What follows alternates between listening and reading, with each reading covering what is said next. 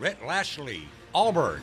Hey, in our minds, we got to assume they're going to score here, and we're going to need to go score again. You got me?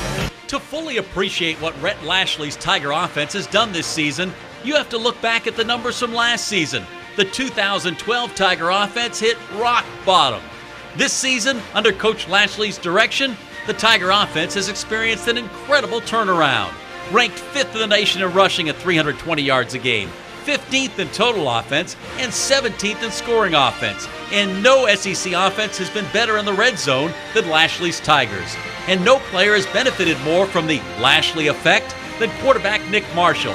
The first-year starter has developed into one of the league's most dynamic playmakers. Marshall, who's accounted for almost 2,600 yards of offense, has engineered 4 fourth-quarter game-winning drives.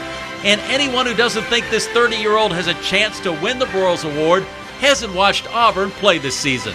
Steps up, going to throw downfield, just a home run ball, and it is tipped off. And Lewis caught it on the deflection. Lewis is going to score. Lewis is going to score. Lewis is going to score. Please welcome Broyles Award finalist, the offensive coordinator for the second-ranked Auburn Tigers, Rhett Lashlee.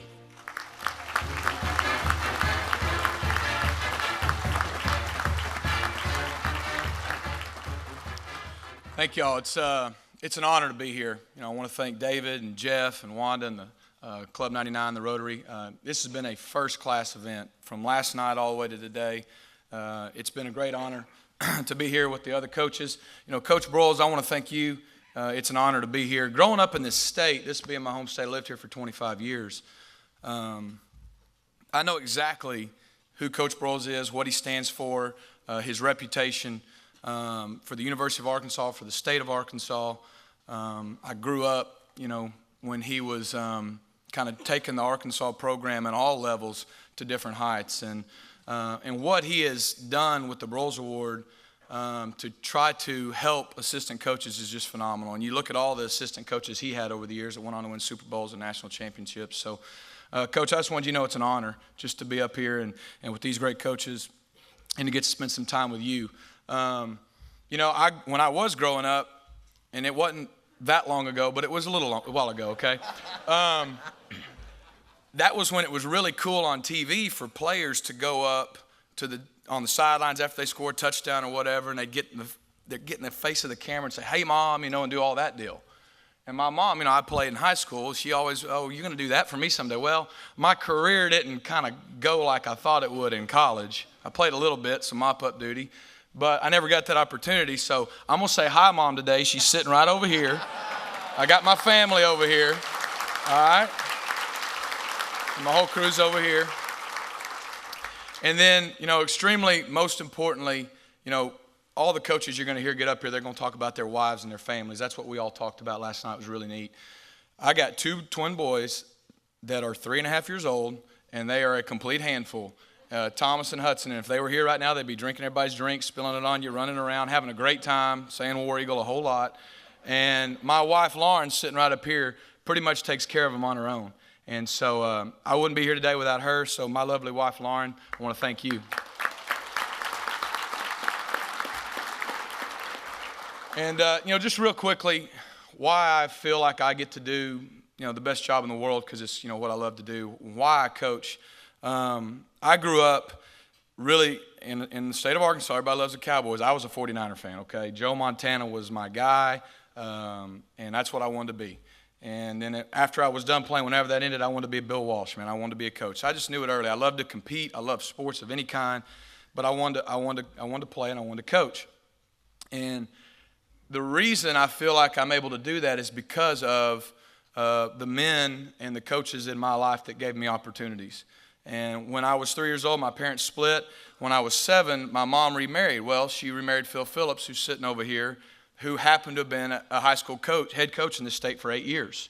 And so all of a sudden now I kind of become a coach's son a little bit. And he really did a lot for me in my life as far as just being a father figure, helping me develop, helping me learn how to be a man. So the first person that impacted me was a former coach. Okay, and then I get into playing in high school, and I play for Coach Gus Malzahn and Chris Wood. Chris Wood, who's at Springdale Harbor now still as a head coach in the state, was my coach in junior high and my senior year. And then, of course, I played for Coach Malzahn my sophomore and my junior year. And the impact they had on my life was incredible. You know, you learn things in this game that you just can't explain. You don't even know you're doing it. I mean, even to this day, I'll do something during the day or something will happen every now and then, and I'll think, I wonder where I learned how to do that. It wasn't in math class. It wasn't here. It wasn't there. It was through the game of football. All the many lessons whether it's overcoming adversity, whatever it may be, all the things that are taught to you, how to work ethic, all those things, you learn them a lot from coaches. And I think that's why football is such a great medium to teach people in. And so, with Coach Malzahn, he impacted my life greatly. He taught me how to push myself to try to do things I didn't think I could do. That's what his greatest strength is. He gets players and his coaches to push themselves to do something that maybe they couldn't do on their own, and that's what coaching is. Chris Wood was my first coach kind of junior high, and he ended my senior career, and he's someone I still remain extremely close to this day. And so they really impacted my life personally, but what I also noticed is how many other lives they impacted, and not just them, all the other coaches that were assistant coaches I played for in high school and college. I saw the impact they had on other people's lives, and I thought, man, how cool would it be to get to do what I love to do, compete, coach, do what I've always dreamed of doing, and also have a purpose and kind of make an impact on young guys' lives. And I know all the coaches are going to get up here and say similar types of stories, but that's the most rewarding part. People keep asking, what's been the most rewarding thing? The Georgia game, the Alabama game, Missouri, you're playing for the whole thing. The most rewarding thing was Saturday. After we beat Missouri, we celebrated on the field. We walked in the locker room, and I finally just sat down for a minute and just looked around the room. And you see the looks on those kids' faces of what they have accomplished together after what they had been through just not too long ago and what they were able to do together when nobody gave them a chance and nobody thought they could do it. That was the most rewarding thing for me. That was really neat. So I feel like I'm lucky. I get to do what I love to do, and hopefully it makes a big difference. A couple things about Auburn and about our staff. When you win as a team, you get individual awards, whether it's me here, Coach Malzahn, we got player going to New York, those kind of things. And I like to just think it's a representation of the whole group. And, we've got 8 other assistants that I think are extremely deserving of being here that I get to work with. I just feel like our team also has a whole lot to do with all the success we've had. And so I'm just kind of honored to be here to represent them. We have a team that found a way to come together and gained a lot of confidence this year. And, when you got a group of guys that'll play together and have each other's back and they'll play with confidence, anything can happen. And we've seen that, the last couple of weeks with our season. But I tell you, I can't say enough that opportunity, and that's what Coach Broyles in this award stands for. He gave so many coaches opportunity. And he's given us opportunities up here today and all the other people that have been here for the Broyles Award. And I feel like that's what Coach Malzahn did for me. That's what Chris Wood did for me. That's what my dad did for me. They gave me opportunity. And there's so many great coaches out there that if they get an opportunity, they're going to do great things too. And, one thing I learned, Pat Dye, the legendary Auburn coach, when we were there, the first time when I was at Auburn in 2009, 2010, he said one thing that will never leave me. He said, you can coach them as hard as you're willing to love them. And I thought that made a lot of sense because we push our guys really, really hard. But we can coach those kids as hard as we want as long as we're willing to love them the same. And that's what's important. It's an extreme honor to be here, be here with a lot of family from this state. I'm very humbled to be here representing Auburn and the Auburn family.